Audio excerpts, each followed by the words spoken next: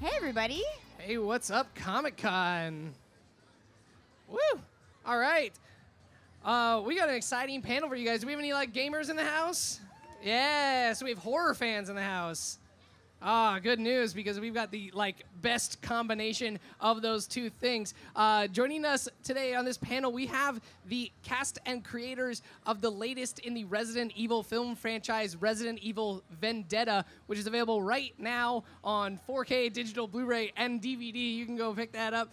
It is the third in the CG video game-inspired Resident Evil ones. Not those live-action American ones, the ones that are about the games, the real ones. And we're very excited. We're going to be talking to them. We're going to be showing you guys some clips from this movie, which I will warn you are very gross, some of them. So just which makes them also very awesome.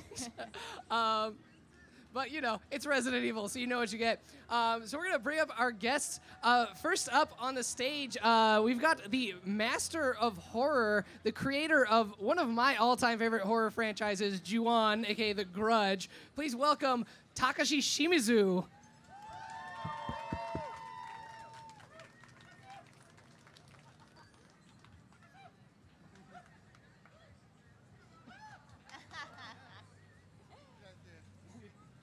Hi, hello. I'm Takashi Shimizu. Thank you for coming. All right. Up next, we've got translating for us. We've got Tony from Sony. Tony.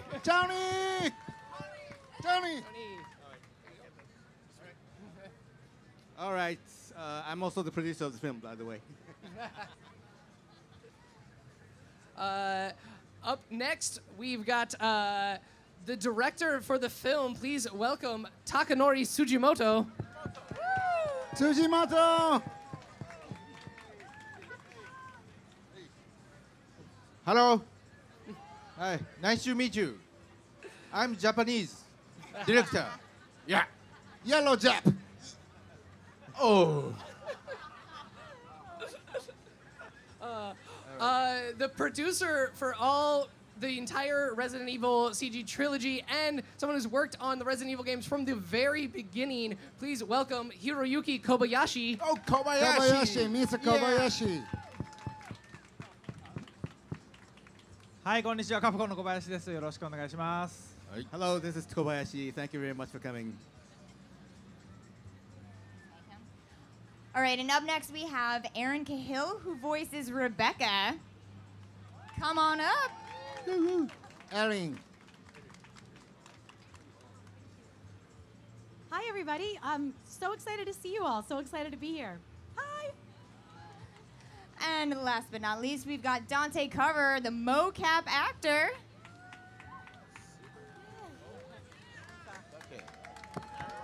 Dante. Hello, everybody. Thanks for coming out. Appreciate it. And I'm enjoying the sun, because I am. I feel fried. He's playing DC.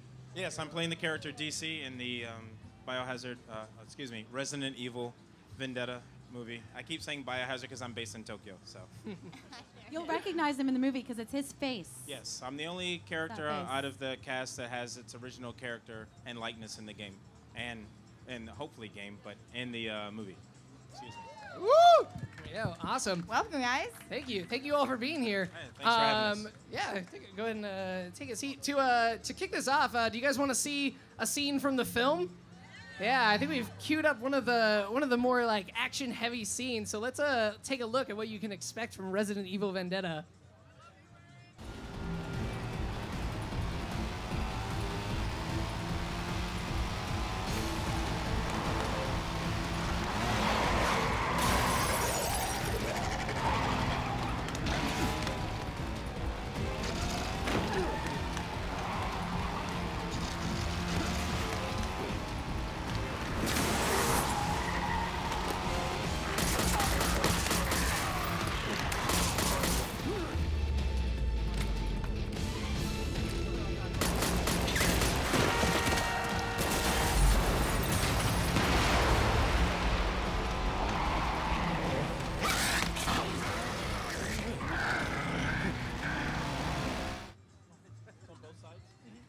you have to guess which scene it is because you guys didn't get to see Well, it. No he idea. was actually like doing commentary, just with the sound. Yeah, don't worry. He likes duck. He likes dog.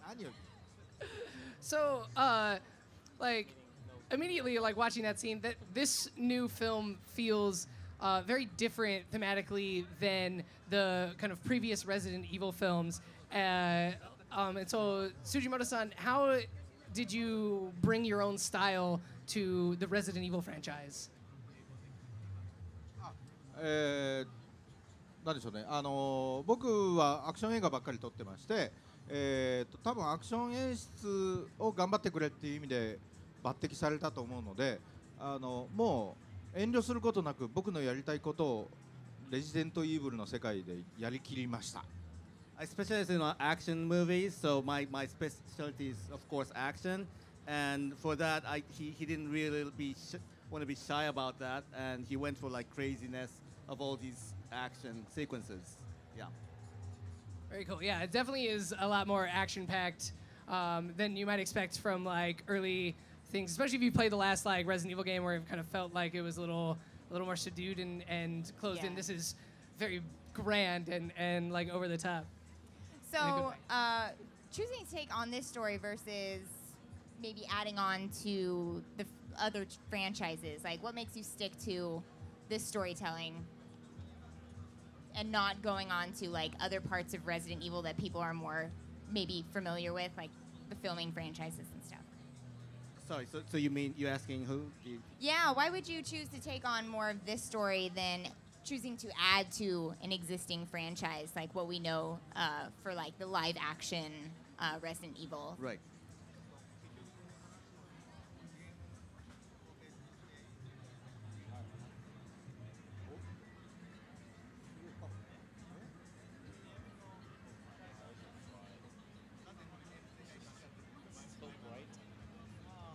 Bendi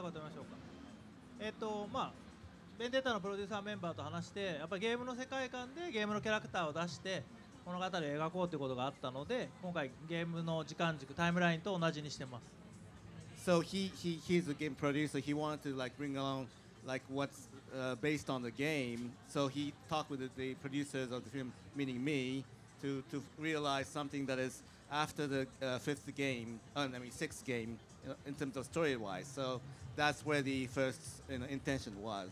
Anyway, yeah. And you talk about the sixth game, and this is set between game 6 and 7. For those of you who are familiar with the stories in the game, kind of what's important about like that space, and how close to 7 does it get up to?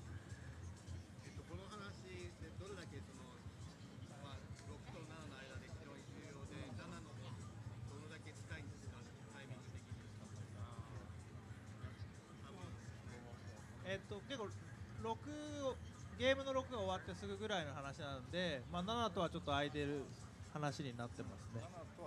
はい。So he was actually in charge of the sixth game. So it's actually right after the sixth game, and it's kind of distant from the 7 in terms of timing.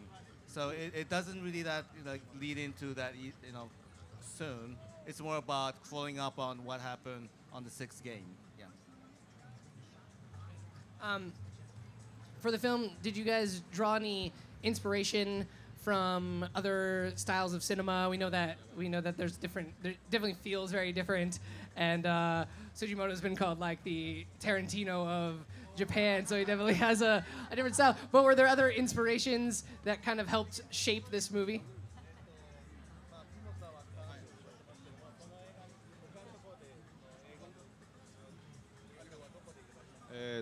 他の映画の影響はいっぱいあります。とにかくアクション映画が好きなんでいろんなアクション映画見てますんで、ただそのタイトルは上げない方が面白いんじゃない？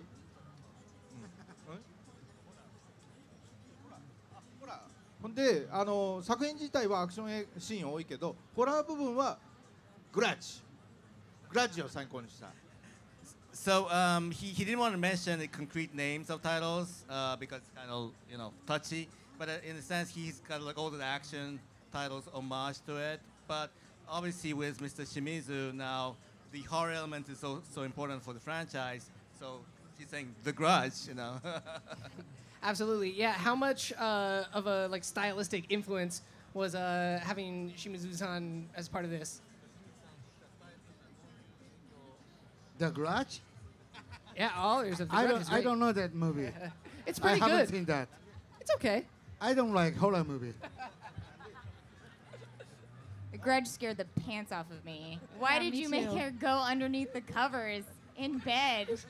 That's just rude. いやでも主にはオープニングのシーンが気配を感じたり洋館が出てきたりしてそこが怖いシーンになってます。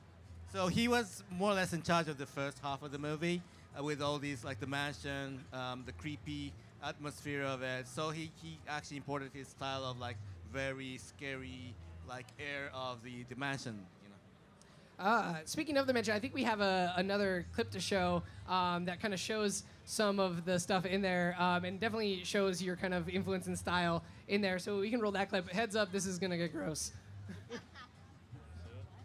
Come in. Anybody? What the hell's going on? I think there's...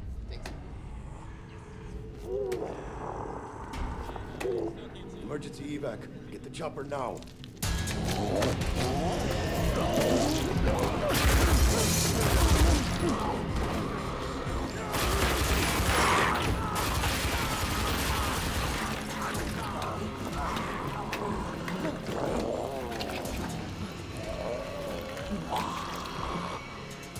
Get out of here!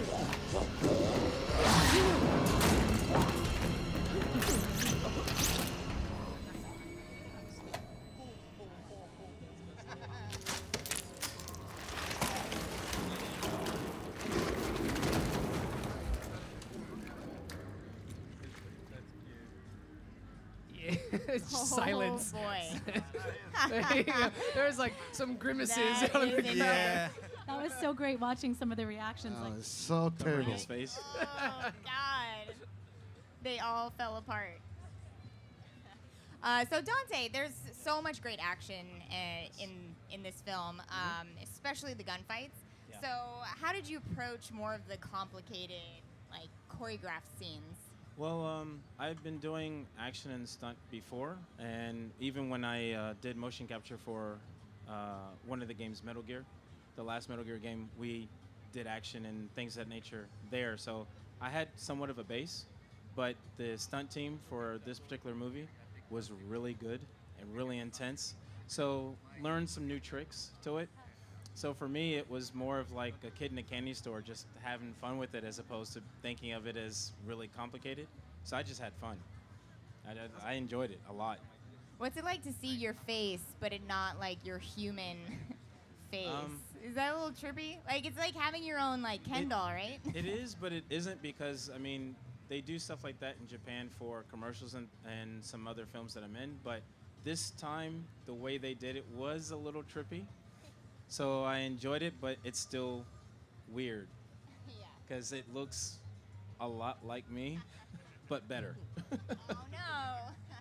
And Aaron, you also did the mocap for your role as well.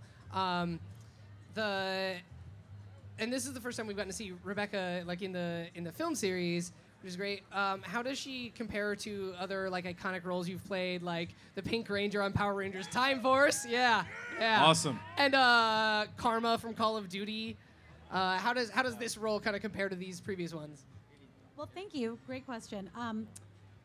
Yeah, it's just an honor to be part of something as big as Resident Evil and Call of Duty and Power Rangers, to have them all, and they've all been such wildly different experiences.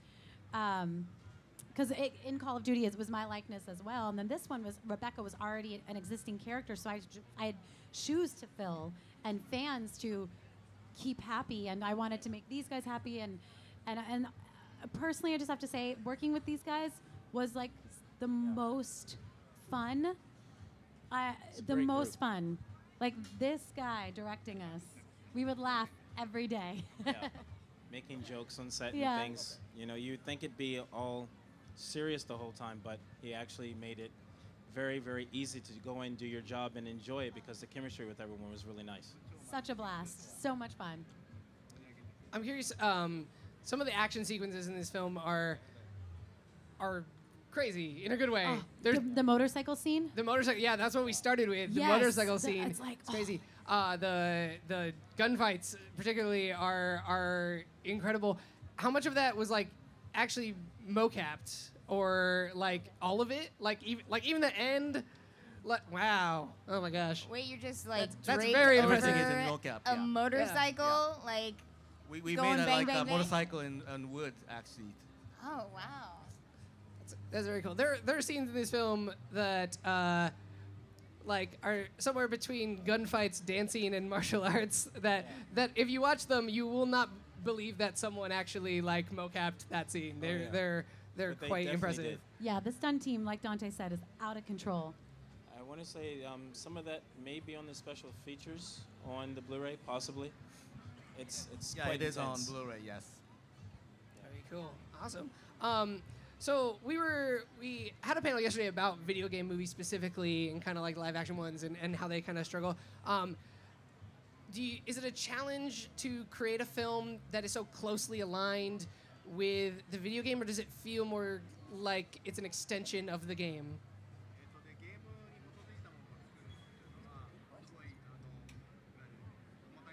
You guys are asking great questions Yeah. while they Thanks. translate. Like, Really good questions. Thank you so Done your much. homework. Everybody, just moment.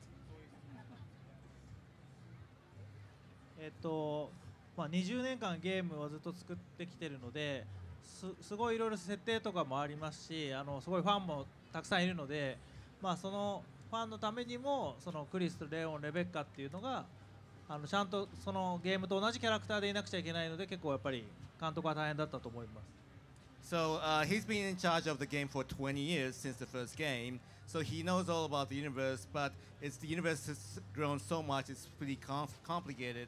So it has to be like authentic to the original characters from the game, like Rebecca, Leon, Chris. That is actually very detailed now because there's so many. They start in so many different games. So it was kind of a very difficult thing because you have to go through every details not to be, to be coherent with the game.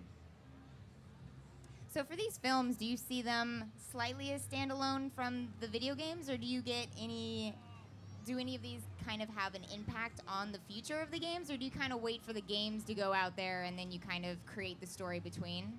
That's a good question. we keep going. Yeah, the movies totally influence the video games, right, guys? The spoiler alert. Yeah, The one and people on the same. stage may survive the movie, but you have to watch to find out. We might not, Dun though. dun dun. Alright, For real. for real. Definitely.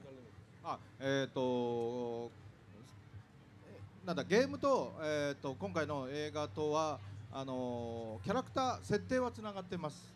でもストーリーは独立しているので初めて見るお客様でも見やすいように作ってます。 So the thing is, this film is we wanted everybody to see it, so it's kind of standalone in terms of story, even though you follow the overall arching story and setup of the game. And でこの映画は僕は気に入ってるし、その後この映画の続きも描くことができるから、それはぜひ映画なのかゲームでもしそれを引き継いでもらえるなら引き継いでほしいけどそれはでもカプコンさんしか分かりません。 So it's not decided yet how that sequel or the storyline is going to continue on. It can be a movie, it can be a game. It's up to Capcom to decide which way to go for. In any case, we like the story. We would like to continue on with the Vendetta story to the next installation, either game or movie. Personal question. I wanted to know from all of you, which Resident Evil game is your favorite?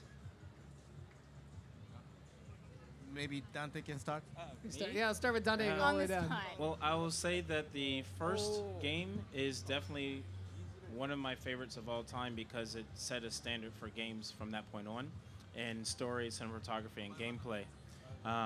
But I would say even with the newer games, I like the VR version that just came out because it feels like the first, yet it's very different.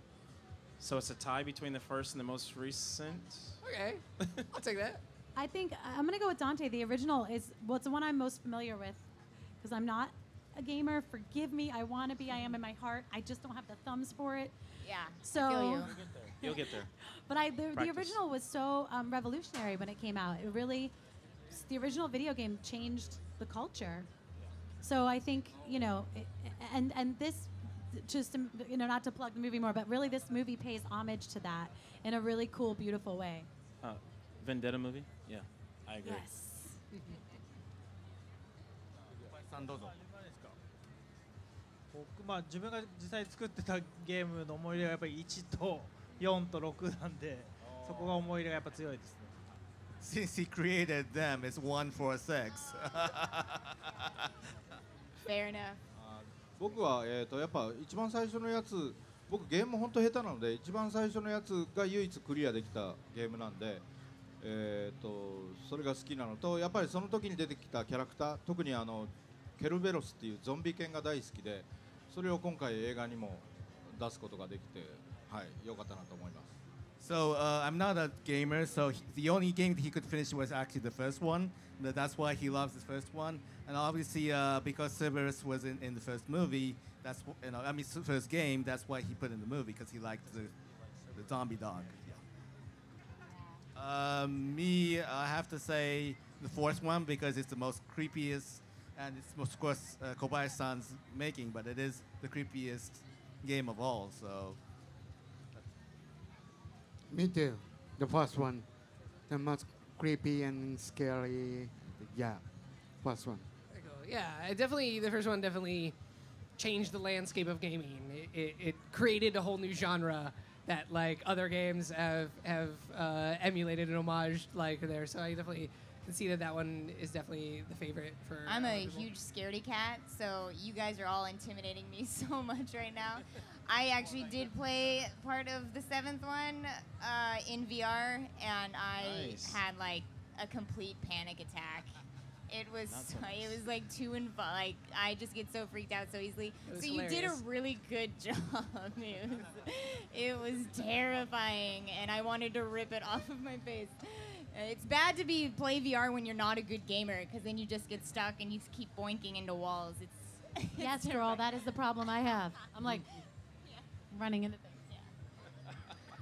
And then on the kind of flip side of that question, is there a scene or a moment or even a line in the film that stands out to you guys as your favorite or part that you're like most proud of in the film? Any standout moments? You can start maybe. Go ahead, Dante. Just as far as my character, I love. Well, overall, I like that the pace of the movie really is like goes back to its roots. So sometimes it's really fast, and sometimes it's slow, and you're scared, and it builds it. But for Rebecca, I really love. There's a moment she has a big monologue. You'll know when you see the movie the scene I'm talking about. I was really proud of that. The way it was so written so well, and I was directed so well that I got to just do this really cool thing.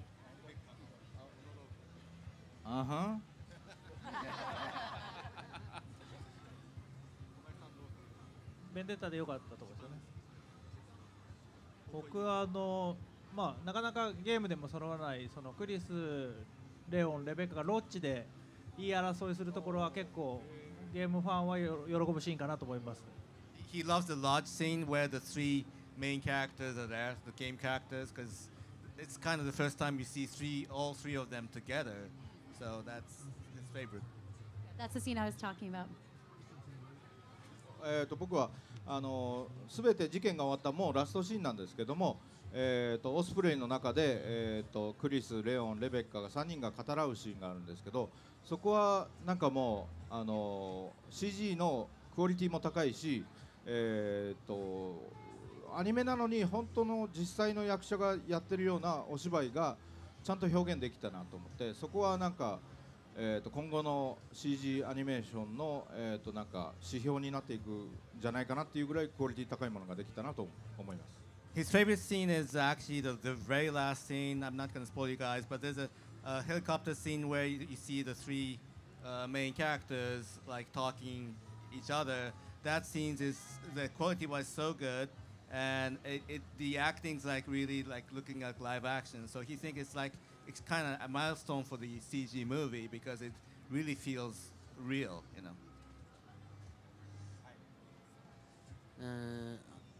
日本語でいいですか。僕はエリンが演じるレベッカが机の下に隠れて水を飲むシーンが異常にセクシーで長いのでそこが好きです。あとでも実はそれセクシーなだけじゃなくて物語の核に実は関わってくるので見てない人はそこを楽しみに見てほしいです。So there's a scene that actually Rebecca is hiding under the desk and drinking water, and it's kind of the key of the storyline because she's drinking a water that is going to affect her. But in a sense that she looks also sexy, that's why he likes So it. sexy. So sexy. For me, I'd say the scene where we actually come in to meet Rebecca's character for the first time. Just the way it was shot and the tone of it kind of set the pace for, you know, our characters as a whole from that point on. And just the way it was shot, when we first did it, the first take was actually me missing my mark, and I'm actually reaching through the window instead of grabbing the door handle. So it was fun for me because I was like, yep, that's not where I'm supposed to be. I need to go back. But he was actually quite nice about it and just laughed. He was like, oh, it's okay, it's okay. We have to do a walkthrough anyway. So from that point on, it kind of set the tone for how things would be from that point on. Very cool. You bring up kind of missing your mark. How challenging is it to do mocap films where I mean you're on like a soundstage but not a lot of props in there? Do you have to rely a lot more heavily on direction? Does it change kind of how you approach each scene? Yes and no. Part of it, it felt like we were doing a television show and being on stage, doing a play at the same time, just from the way things were set up. And we had things to give us an idea of like, okay, these 4 to 6 broomsticks that are duct taped together, that's the door frame for this building or whatever. So you had frames of reference, but when you first start off doing it, it is a little bit tricky because you know, no one's perfect the first go around. You make mistakes, but it also makes it more entertaining because they make good for outtakes later. Yeah, it's different than anything Call of Duty was similar, but this was we would practice, we would rehearse, Yeah. and then we would do 1 or 2 takes, and that was it. And Maybe maybe we would do 3, but that was really like, so the first day, it's pressure because it's usually a bunch of people in a scene, and you have to get it right, and you have to hit all the marks. It's really wild, but we managed to have a lot of fun doing it. But yeah, there are definitely some scenes where you're like, okay, just make. For Dante and Rebecca, in going off of that, was there any scenes in particular for you guys that were just like, you just couldn't quite like nail right away? Were there just any really difficult ones? You said that you're under a lot of pressure for each of these and you had 1 or 2, but there must have been something that was like, I can definitely pick one, and it's actually not my main character. I actually subbed 2 other characters, and one of them is, I don't want to spoil the scene for those who haven't seen it, but there is a character that's going from zombie back to normal. That scene was quite interesting because going from human to zombie is quite easy. In reverse is tricky, and by the time we were done, my voice was so raspy. It's like no matter what I said, I sounded like a zombie anyway, so we just shot the next scene as a zombie. Can you give us a little example of what Dante would sound like as a zombie turning into a regular human? It's been a year and a half. Turning into one? Going back to Going human. back to one? Zombie no, Dante. because it'll spoil it. Oh, It'll spoil no. it. Okay. I'll give you a little bit of a voice, and it was Okay. basically like...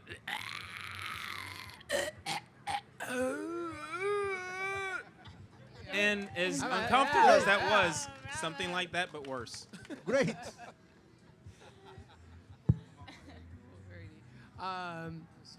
So now this movie's wrapped. It's actually out on 4K digital, Blu-ray, and DVD now. You guys can pick it up. Do you guys have any projects that you're working on right now that you can tell us about? Ready? Anything Shimizu-san is gonna scare us with soon? 言うことないな。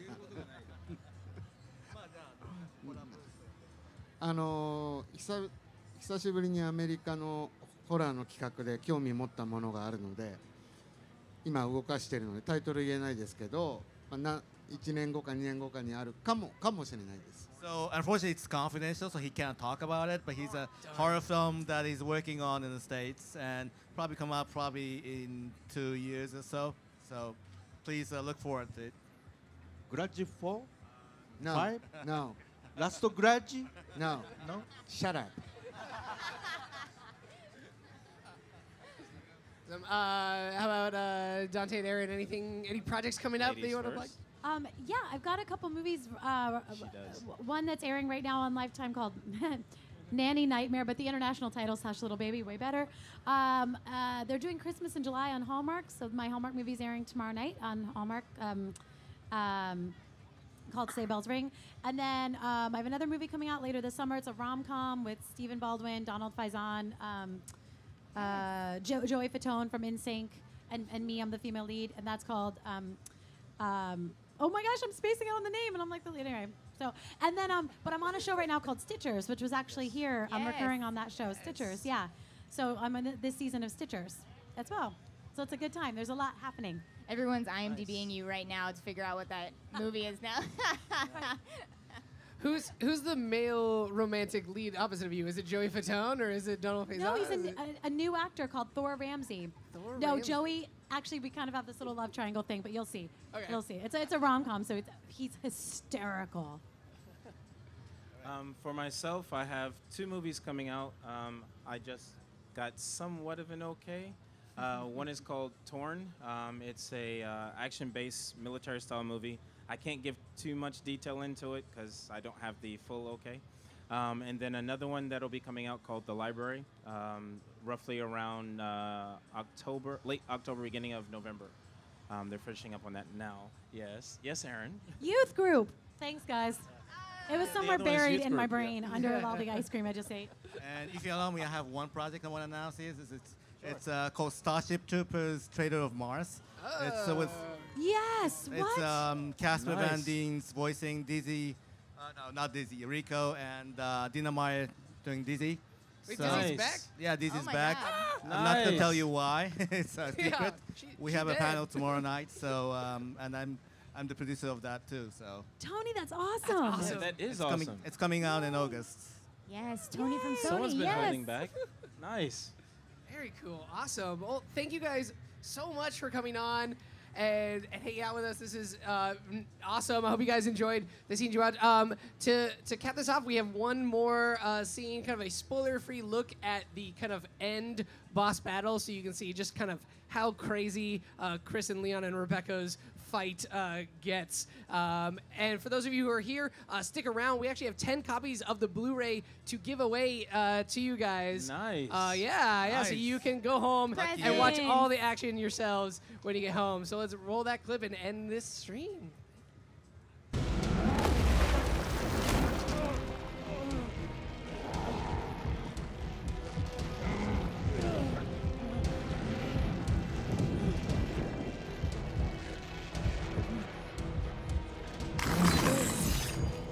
I'm going to spill your guts all over.